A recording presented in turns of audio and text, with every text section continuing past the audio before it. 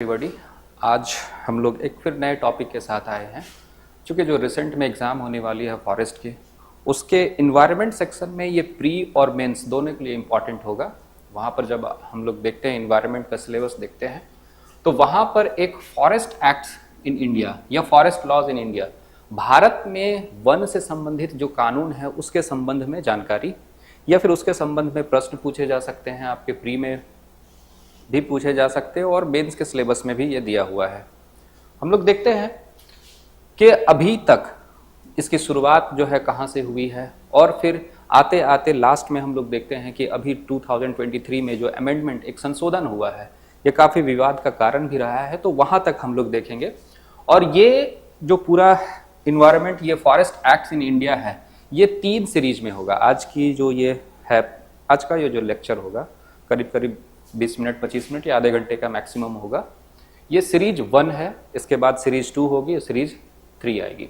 देखिए पहले हम लोग देखेंगे, जरा सा देखते हैं कि हम लोग जो फॉरेस्ट लॉ है मेनली देखते हैं, एक डेट आता है वहाँ पर 1864 जहाँ पर जो फॉरेस्ट सर्विस है हम लोग देखते हैं इंपीरियल फॉरेस्ट सर्विस का गठन होता है। लेकिन जरा सा ध्यान दीजिए कि 1864 के पहले भारत में ऐतिहासिक रूप से इतिहास में एक बहुत बड़ी घटना होती है जिसको हम लोग कहते हैं 1857 का रिवोल्ट।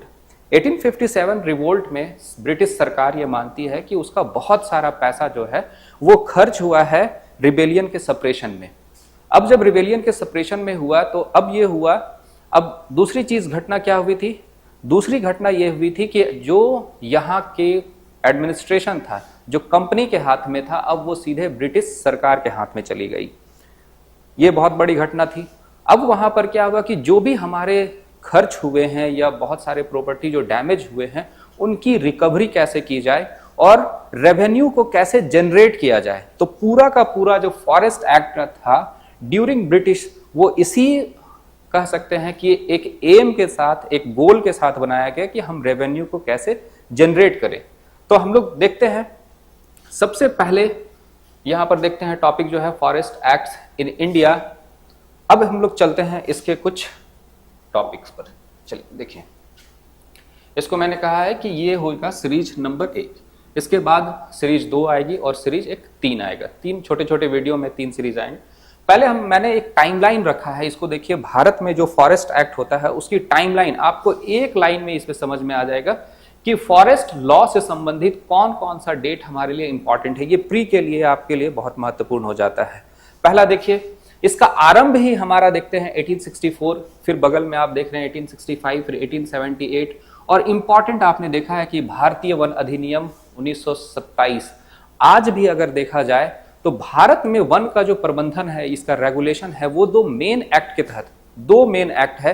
एक तो हमारा हो जाता है इंडियन फॉरेस्ट एक्ट 1927 और दूसरा हो जाता है वाइल्ड लाइफ प्रोटेक्शन एक्ट 1972। ये 2 महत्वपूर्ण एक्ट है जिससे हमारे क्या वनों का रेगुलेशन होता है। महत्वपूर्ण, मैंने नहीं कहा कि ये केवल 2 ही एक्ट हैं, क्योंकि इसके बाद फॉरेस्ट एक्ट हमारा जो कंजर्वेशन एक्ट आ जाता है 1980 का, वो भी इंपॉर्टेंट रोल निभाता है। फिर हम लोग देखेंगे इन्वायरमेंट प्रोटेक्शन लॉ 1986, वो भी हो जाएगा। बायोडाइवर्सिटी या बायोलॉजिकल डाइवर्सिटी एक्ट है, वो भी आ जाएगा, वो इन्वायरमेंट से रिलेटेड है। लेकिन the forest is mainly managed by the 2 law, 1927 forest act और दूसरा 1972 कर दीजिए वाइल्ड लाइफ प्रोटेक्शन एक्ट। तो पहले देखते हैं कि हम लोग 1864 में होता क्या है। ये देखिए, डिट्रिच ब्रैंडिस, ये डिट्रिच ब्रैंडिस नाम का एक व्यक्ति है। इन्होंने क्या किया, ये कुछ साल पहले 1856 के आसपास, 1856 में 1857 के 1 वर्ष पूर्व इसने क्या किया, जो इंपीरियल सिविल सर्विस था या ब्रिटिश सिविल सर्विसेज था उसको ज्वाइन किया गया और इन्होंने क्या किया, बर्मा में एज अ फॉरेस्ट ऑफिसर काम किया वहां पर। और उन्हीं के देख रेख में क्या होता है, 1864 को इन्होंने क्या किया, इंपीरियल फॉरेस्ट सर्विस का गठन किया। याद रखिएगा, अब ये महत्वपूर्ण हो जाता है पीटी के लिए कि इंपीरियल फॉरेस्ट सर्विस का गठन कब हुआ था, तो ये हो जाएगा हमारा 1864। ये क्लियर है। उसके बाद हम देखेंगे कि यही जो डिट्रिच ब्रैंडिस हैं, इन्होंने ही क्या क्या इंपॉर्टेंट रोल निभाया to formulate the 1865 act, forest act. ये जो फॉरेस्ट एक्ट 1865 था, 1865 का वध अधिनियम, इसको बनाने में, फॉर्मुलेट करने में इनकी ही बहुत महत्वपूर्ण भूमिका थी। उसके बाद हम देखते हैं कि कुछ चेंजेस के साथ कुछ क्या चेंजेस आता है, मेनली मेन पर्पस भी उसका चेंज हो जाता है। एक एक बिंदुवार हम तरीके से देखेंगे तो ये फिर आता है हमारा 1878 को, उसको भी हम लोग कहते हैं फॉरेस्ट एक्ट ऑफ 1878, 1878 का वन अधिनियम। फिर आ जाते हैं यहां पर 1927 में, it is a remarkable changes that was made in the forest act, और इसको कहा गया इंडियन फॉरेस्ट एक्ट 1927, ठीक है, भारतीय वन अधिनियम 1927। फिर हम लोग देखते हैं फॉरेस्ट, यहां पर कंजर्वेशन एक्ट, यहां पर नाम में बदलाव आ जाता है। अब कहते हैं कि केवल हम, अभी तक क्या हो रहा था, रेगुलेट किया जा रहा था, लेकिन अब शब्द में हुआ चेंज कि 1980 में इसको कहा गया कंजर्वेशन, अब हम उसको क्या करेंगे, संरक्षण करेंगे, और भारत उसका नाम हुआ। बाद में देखेंगे 2006 को एक बहुत ही आपका जेपीएससी के सिलेबस में भी है, फॉरेस्ट राइट एक्ट, वन अधिकार अधिनियम। अब देखते हैं इसकी खास क्या बात है। 2019 में जो है 1927 के एक्ट में चेंजेस लाया गया, जहां पर इमेंस पावर प्रोवाइड किया गया फॉरेस्ट ऑफिसर्स को, ठीक है। अब अगर आप फॉरेस्ट ऑफिसर बनते हैं तो आप इस चीज को देखेंगे, क्या है, पावर्स बढ़ाए गए हैं उनके। अब वो किसको ये करता है, ये पावर जाकर के यहाँ पर आपका 2006 जो वन अधिकार अधिनियम है, फॉरेस्ट राइट एक्ट, उसको जाकर के कुछ क्लॉज को जो है वहां पर कह सकते हैं एक टकराव की स्थिति बनती है, वो हम लोग देखेंगे बाद में। और फिर 1980 के जो एक्ट था उसको अमेंड किया गया 2023 में। तो ये क्लियर है। पहली चीज, ये टाइमलाइन याद रखेंगे, 1864 जहां पर imperial forest act, forest service बनता है, ठीक है। उसके बाद पहला जो एक्ट आता है भारत वन से अधिनियम, वन अधिनियम से संबंधित पहला एक्ट आता है हमारा 1865, दूसरा आता है 1878, और जो महत्वपूर्ण अभी जो हम लोग रेगुलेट करते हैं अपने फॉरेस्ट को वो 1927, उसके बाद 1928, और वन अधिकार अधिनियम जो है 2006। यहाँ तक क्लियर है। एक नाम याद रखिएगा, डिट्रिच ब्रांडिस, ये बार बार नाम आएगा, इनका बहुत योगदान है हमारे, ठीक है। अब हम लोग इसको आगे चलते हैं। If you want to note down then note down, ठीक है। 1 मिनट रुकते हैं, चलिए आप लोग इसको नोट डाउन कीजिए।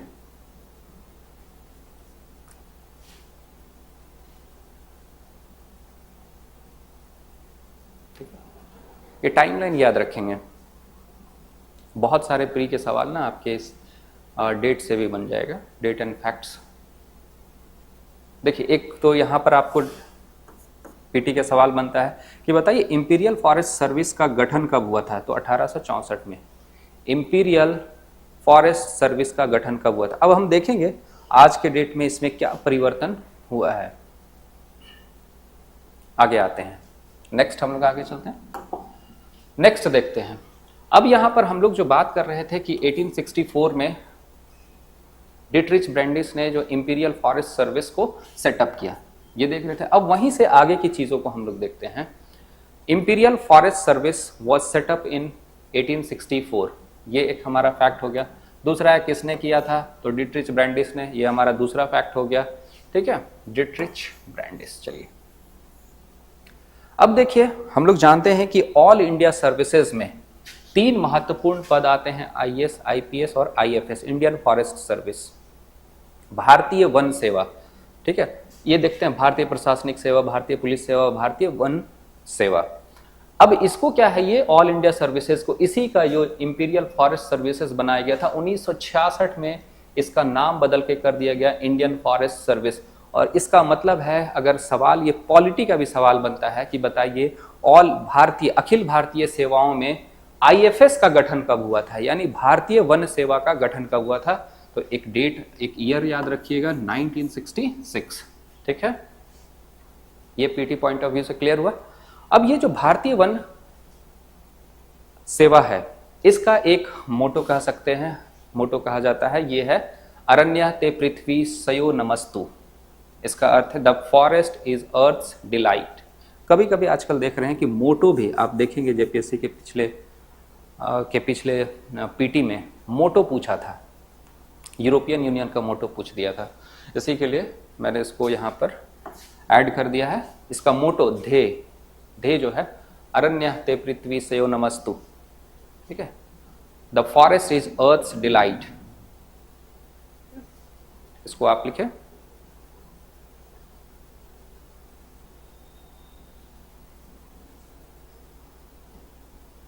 आप देख रहे हैं कि एक नाम जो है बार बार आ रहा है, डिट्रिच ब्रेंडिस। आगे चलते हैं तो हमारा ये है, अगर इंपीरियल फॉरेस्ट सर्विस का गठन कब आता है तो 1864, और अगर आ जाए कि भारतीय वन सेवा इंडियन फॉरेस्ट सर्विस का गठन कब हुआ था तो 1966। आगे हम लोग देखते हैं नेक्स्ट देखिए, अब हम लोग देखते हैं कि ये जो डिट्रिच ब्रेंडिस साहब हैं उनका क्या क्या योगदान रहा है। तो पहला तो योगदान रहा क्या कि उन्होंने formulated the forest act of 1865, यानी जो 1865 का वन अधिनियम था उसको बनाने में महत्वपूर्ण भूमिका रही, या इनफैक्ट कहिए ऑल इन ऑल इन्होंने ही बना करके दिया। उसके बाद 1878 में जो है इन्होंने एक फाउंडेशन हुआ वहां पर फॉरेस्ट स्कूल ऑफ देहरादून, इसमें उनका योगदान रहा था। याद रखिए 1878 में, ये कभी कभी जो है पूछता भी है कि बताइए फॉरेस्ट स्कूल ऑफ देहरादून का गठन कब हुआ था, 1878। अब देखेंगे इसमें चेंजेस क्या आता है। यही जो फॉरेस्ट स्कूल ऑफ देहरादून है 1906 में इसको बदल दिया गया और क्या नाम दिया गया, फॉरेस्ट रिसर्च इंस्टीट्यूट देहरादून। और ये पीटी के लिए इंपॉर्टेंट हो जाता है कि बताइए वन अनुसंधान संस्थान कहां पर स्थित है, इसका जो मुख्यालय है वो कहां है, तो इसका मुख्यालय हमारा कहां पर हो जाएगा, देहरादून। इसका मुख्यालय हमारा हो जाएगा देहरादून। अब क्या हुआ कि इसको, ये जो वन अनुसंधान संस्थान है इसको क्या घोषित किया गया है, इसको घोषित किया गया है नेशनल हेरिटेज साइट। चलिए इसको लिख लीजिए, थोड़ा सा लिख लीजिए।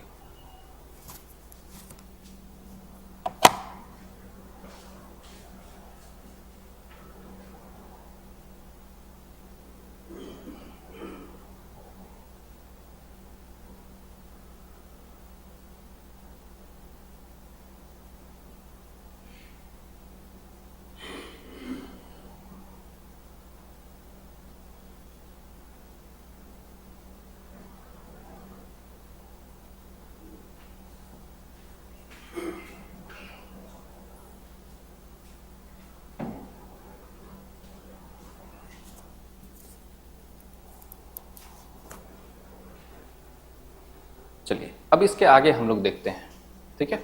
यहां से क्लियर हो गया, दो चीज है, फॉरेस्ट एक्ट को फॉर्मुलेट किया था, फिर है फॉरेस्ट स्कूल ऑफ देहरादून अगर पूछा जाए तो 1878। लेकिन अगर फॉरेस्ट रिसर्च इंस्टीट्यूट पूछा जाए तो हमको बैक नहीं जाना है, ये सीधे हमको ये 1906 वाला ही डेट याद रखना है। चलिए आगे देखते हैं हम लोग आगे इसमें क्या परिवर्तन हुआ। अब जो है फॉरेस्ट एक्ट 1865 का देखते हैं, 1865 का वन अधिनियम, हिंदी में क्या हो जाएगा, 1865 का वन अधिनियम। इसमें देखिए क्या बदलाव आता है। इसमें पहला जो चीज था कि British government can declare any land covered with tree. यहां पर देखिए, British government can declare any land covered with tree, कोई भी ऐसा जमीन जो वृक्ष आच्छादित हो, वृक्ष से ढका हो, they can declared as with tree forest land. उसको क्या कर सकता था, फॉरेस्ट। और जैसे ही फॉरेस्ट लैंड हुआ उस जमीन को क्या कर सकती थी ब्रिटिश, इसको रेगुलेट कर सकती थी। अब उससे संबंधित जो भी नियम कानून है वो बना सकती थी।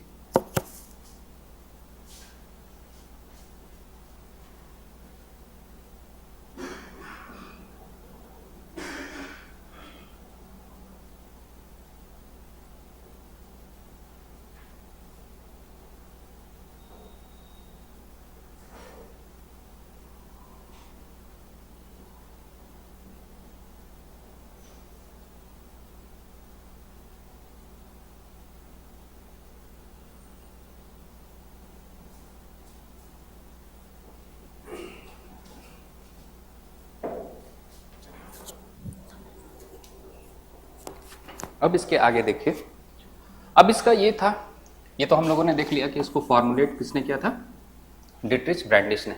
अब इसका जो मुख्य उद्देश्य था क्या था, इसका मुख्य उद्देश्य था फॉरेस्ट रिसोर्स को यूज करना। याद रखिए यही 1870 एक्ट जो है 1878 के अधिनियम में ये बदलाव आ जाएगा। यहां पर जिसका उद्देश्य है यूज फॉरेस्ट रिसोर्सेज, वहां पर आ जाएगा लिवाई टैक्सेस। ये दोनों का बेसिक जो डिफरेंस है 1865 और 1878 के अधिनियम में, यहां पर आ रहा है कि हमको क्या करना है कि रिसोर्सेस का इस्तेमाल करना है, स्पेशली क्या, टिम्बर का। अब ये देखिए जरा सा इसको 1865 आप देख सकते हैं कि जो पहली रेलवे चली मुंबई टू ठाणे वहां पर, अब उस रेलवे को बनाने के लिए आपने देखा कि रेलवे के दो पटरियों के बीच में एक इसको जोड़ने के लिए रहता है, जो प्रेशर को क्या करता है, डिवाइड करता है।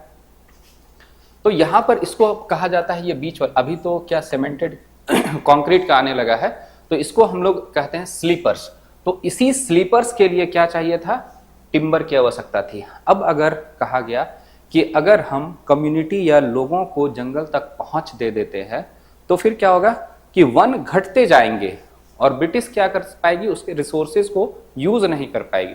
इसलिए इसको रेगुलेट करने के लिए मेनली इसको क्या था कि रेलवे स्लीपर्स को बनाना। फिर 1865 के आसपास देखिएगा कि बहुत सारे जो युद्ध लड़े जा रहे थे वो कहाँ लड़े जाते, व्यापार के लिए हो, युद्ध की लड़ाई हो, नेवी का एक बहुत बड़ा रोल था। तो लकड़ियों की जरूरत हमको शिप, जहाजों को बनाने के लिए भी था। और याद रखिए ये भी सवाल हो सकता है कि किस लकड़ी को क्या कर दिया, गवर्नमेंट प्रॉपर्टी डिक्लेयर किया गया था, टीक था, याद रखिएगा। टीक को जो है, टीक की लकड़ी को वो गवर्नमेंट यानी सरकारी धरोहर इसको घोषित किया गया था। इस एक्ट का इंपॉर्टेंट पार्ट यही है हमारा, ठीक है। दो तीन चीज, पहला क्या था, इसको फॉर्मुलेट कौन किया, डिट्रिच ब्रैंडिस ने। इसके अंतर्गत क्या था, इसके अंतर्गत था कि British government can declare any land covered with trees as forest land and they can regulate it, ठीक है।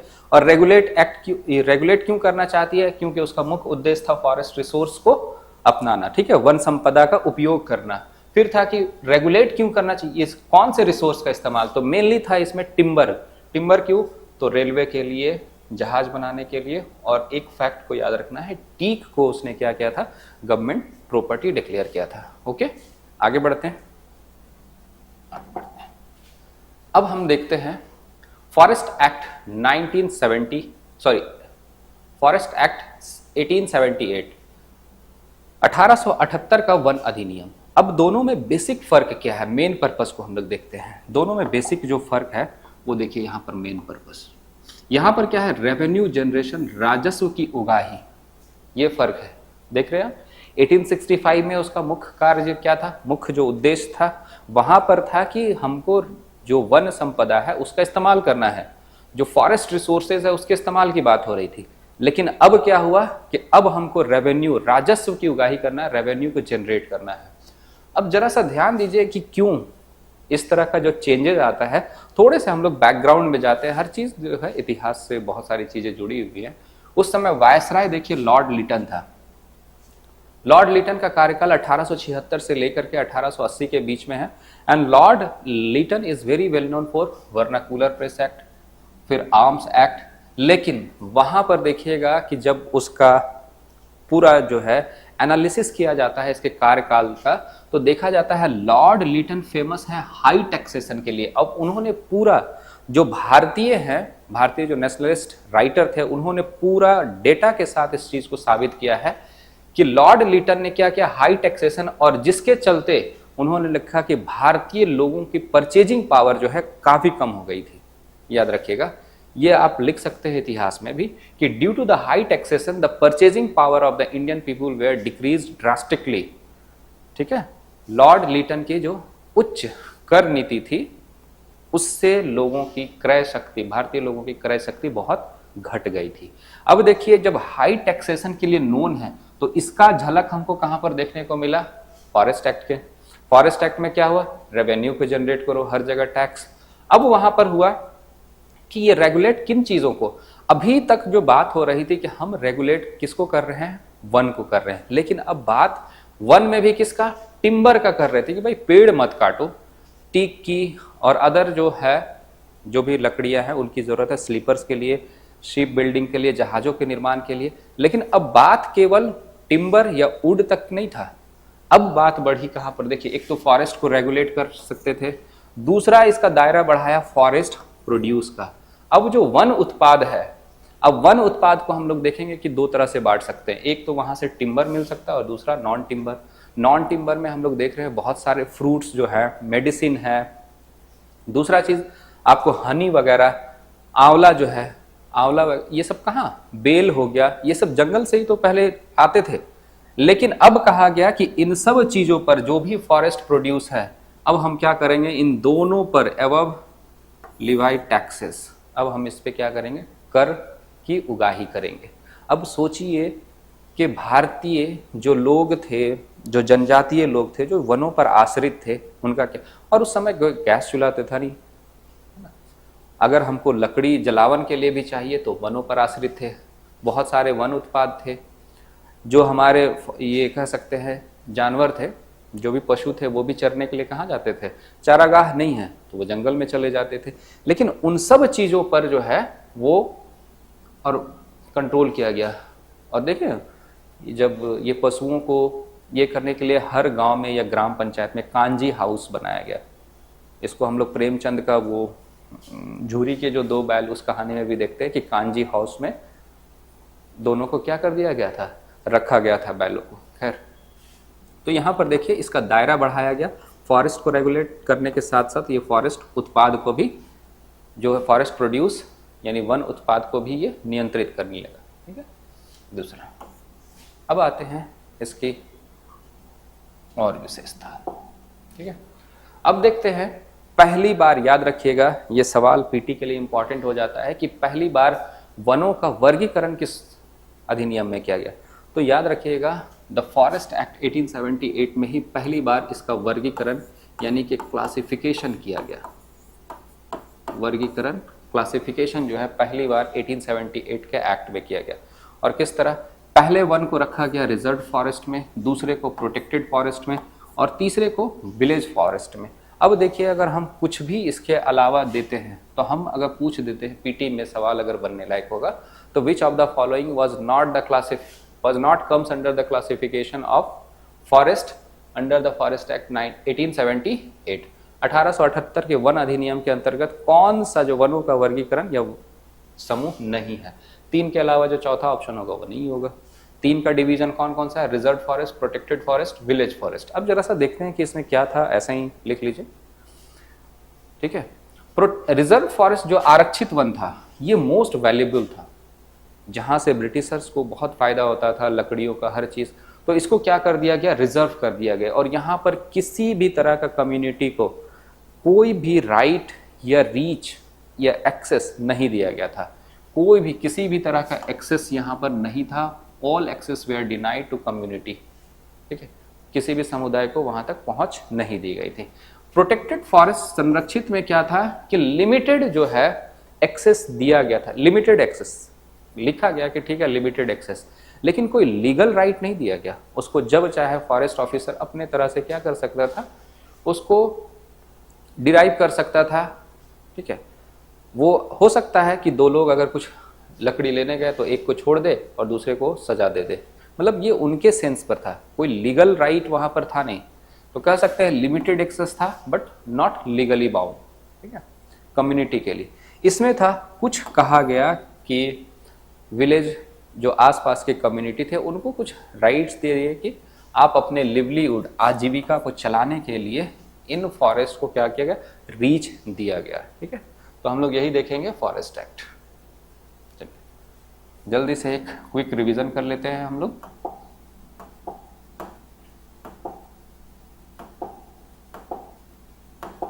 चलिए क्विक रिवीजन में हम लोग देखते हैं ये पूरा का पूरा जो है एक्ट जो था वो किसके लिए था, ये forest act in India. Important आपका हो जाएगा फॉरेस्ट एग्जाम के लिए, जेपीएससी सिविल सर्विसेज जो होते हैं एग्जाम, उसके लिए ये प्री और मेंस दोनों के लिए इंपॉर्टेंट हो जाता है, मेंस के सिलेबस में भी है। ठीक है, फॉरेस्ट एक्ट ये मेनली था कि 1857 1857 का जो रिवोल्ट हुआ था उसका एक्सपेंस जो भी हुआ था उसकी उगाही, उसको ठीक किया जाए, सब चीज़ों को रेगुलेट करने के लिए किया गया था। मेन पर्पस, एक टाइमलाइन देखते हैं इसमें, जो अगर फॉर्मली देखा जाए औपचारिक रूप से इसकी शुरुआत कहाँ से हो जाती है, 1864 से।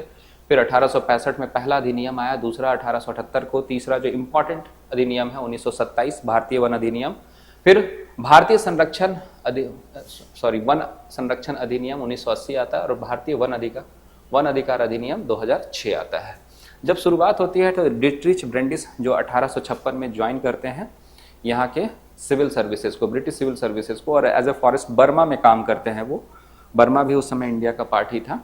तो उन्होंने क्या किया, 1864 में इंपीरियल फॉरेस्ट सर्विस का गठन किया। याद रखिएगा 1927 के एक्ट में 2019 में अमेंडमेंट्स लाया गया और 80 में क्या 2003 में अमेंडमेंट लाया गया, 2023 में, सॉरी 2023 में इसमें अमेंडमेंट लाया गया।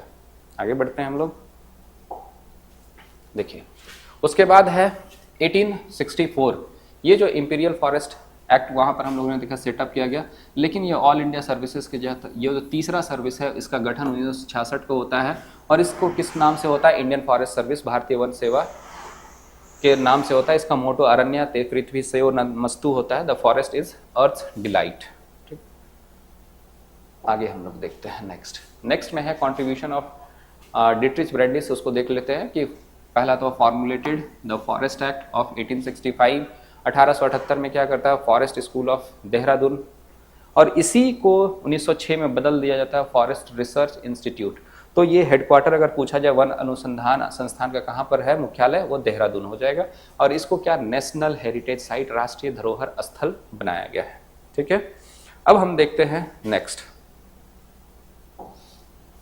नेक्स्ट में देखते हैं फॉरेस्ट एक्ट जो 1865 है। ये तो फॉर्मुलेटेड है, कई बार रिपीट हो चुका है। मुख्य उद्देश्य जो था, use forest resources mainly regulated timber making. अब टिम्बर की क्यों जरूरत है, रेलवे के लिए, बिल्डिंग शिप्स एंड टीक, किस लकड़ी को किया गया था, जो गवर्नमेंट सरकारी प्रॉपर्टी जो है वो कहा गया था टीक को। इसमें क्या था, किसी भी लैंड जो कवर्ड है ट्री से उसको हम लोग रेगुलेट कर सकते हैं एज अ फॉरेस्ट। ठीक है, इसके बाद हम लोग देखते हैं नेक्स्ट देखते हैं फॉरेस्ट एक्ट 1878। यहाँ मेन पर्पस में ही दोनों में चेंज आ जाता है। इसका मेन पर्पस रहता है रेवेन्यू जनरेशन, और इस समय जो कार्यकाल रहता है लॉर्ड लिटन, और उसके बारे में पूरा दिखा गया कि he is also famous for high taxation. और ये चीज़, ये उनका जो कलाबाजी था ना, वो दिखता है उनके फॉरेस्ट एक्ट में भी। और इन्होंने रेगुलेट करने का फॉरेस्ट का दायरा बढ़ा दिया, फॉरेस्ट को किया, फॉरेस्ट प्रोड्यूस को किया, और टैक्सेस ऑन दोनों का एबव किया। अच्छा, बीच में एक नोटिस है इसका, अगर किसी भी तरह का कोई आपको पीटी या मीन्स इन्वायरमेंट का कोई कह सकते हो डाउट हो तो आप, एक साइट है, एक तो फ़ोन नंबर से आप ढूंढ सकते हो। फ़ोन नंबर है 9199560210। ठीक है, और ये एक हमारा टेलीग्राम चैनल भी है, उसको देख लीजिएगा, ज्ञान मंथन करके होगा, आप इसको सर्च कर सकते हैं, वहाँ पर अपनी क्वेरीज भी दे सकते हैं। ज्ञान मंथन नहीं होगा तो 04 से सर्च कीजिएगा, या फिर इसको इसी नंबर पे आप व्हाट्सएप भी कर सकते हैं।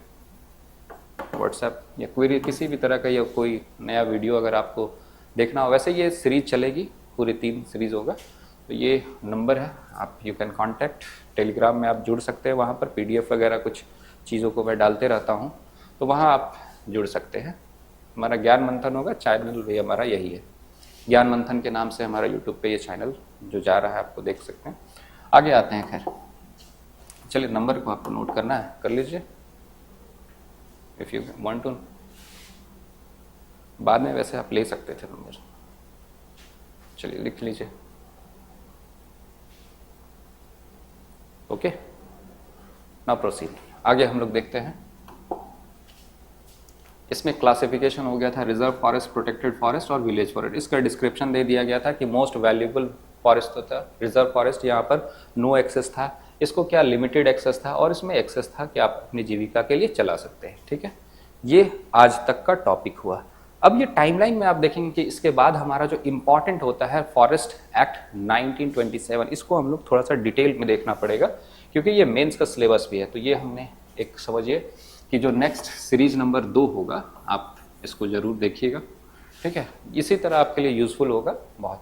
इंडियन फॉरेस्ट एक्ट जो 1970 का होगा, ये मैंने लिख दिया कि ये इसको हम लोग डिटेल में देखेंगे। बाद बाकी अगेन हम यहाँ पर लिख सकते हैं, मोबाइल नंबर जो है वो 9199560210। ठीक है, टेलीग्राम में आप